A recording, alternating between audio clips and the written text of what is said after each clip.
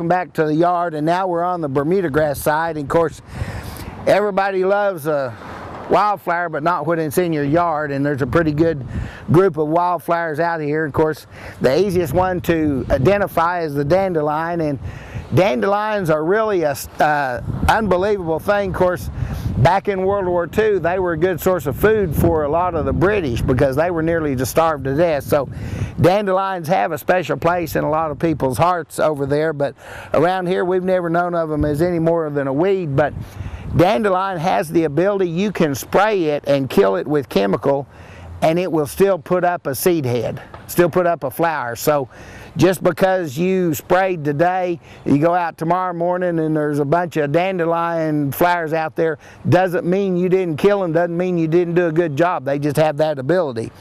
There are a number of things here, and there's different ways to handle all of them, and we'll talk a little bit about some of the options here. But there's a lot of purple flowers out here, and want to kind of, for your own information, and it really doesn't make any difference because they're pretty well controlled the same way, but we've got henbit and dead nettle here. And the henbit is the thing that everybody knows. It's got the little round leaf around the stem. Dead nettle, on the other hand, has triangular leaves, and it kind of looks like henbit on steroids because it'll grow up taller and really look a whole lot more vigorous than henbit will. But henbit has the leaf that circles the entire stem. Both of them have blue flowers, and they're pretty easy to control. They also they don't have a tap root like so many of the weeds do. They just have a fibrous root, so they don't get down very deep, but at the same time they're awfully prolific, and when they really get a hold of a yard, they can really sap a lot of fertilizer and moisture early in the season. A lot of people, when they mow early, that's what they're mowing, is henbit or dead nettle, and like I said, it doesn't really make much difference. We've got that in the yard. Of course, we've got the dandelions that we talked about. Another one that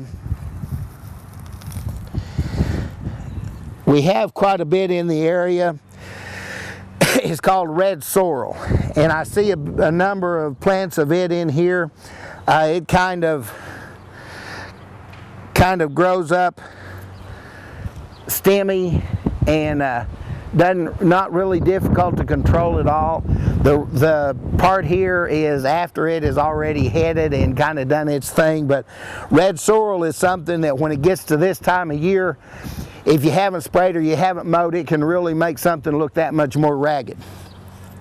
So with all that being said, what should a homeowner do in a yard like this time of year?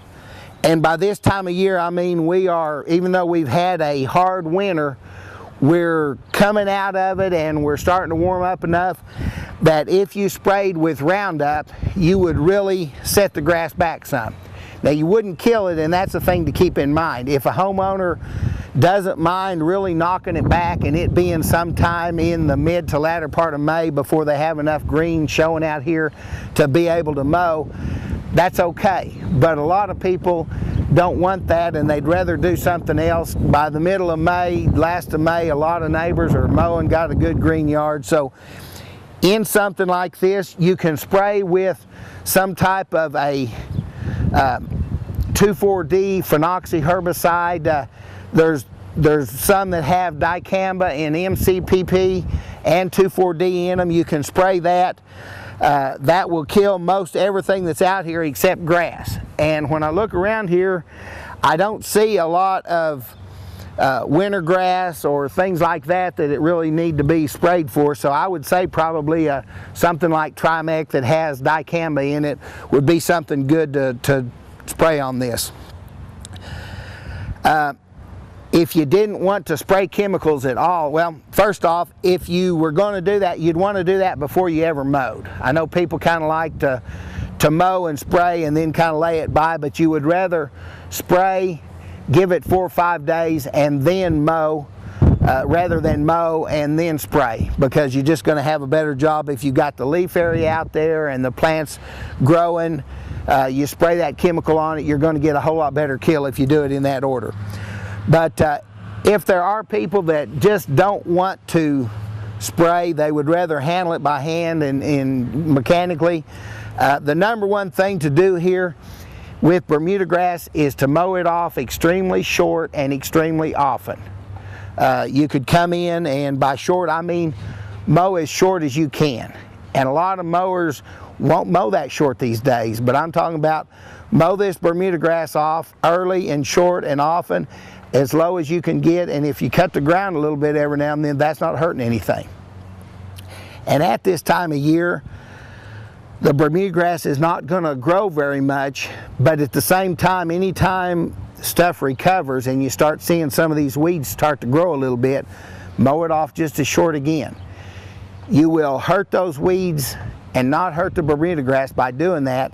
Then later in the season, when you get a little more worried about the ground getting too hot from the Bermuda grass being mowed off so short, that's when you can come up a little bit with your mowing height and still be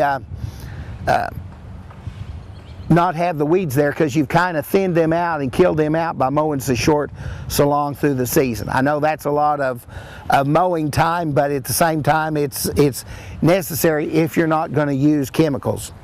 The only other thing about this lawn is, I would say, you look over here and we've got this tree, and there's a lot of roots that are right here at the level of the ground. When you get in a situation like that, you've got to do something. Whenever you look at trees, see how shallow rooted they are. When you plant trees, water to where the water will go on down. And in a situation like this, this is fixing to be a mess, because like I said, how you going to mow short on this? You got this, so there's going to need to be something done there. You look around at some of these neighbors, they've done a number of things to kind of put something around their trees. I'm not a big believer in putting stuff around trees, but at the same time, this is just going to be a mess if it's not dealt with.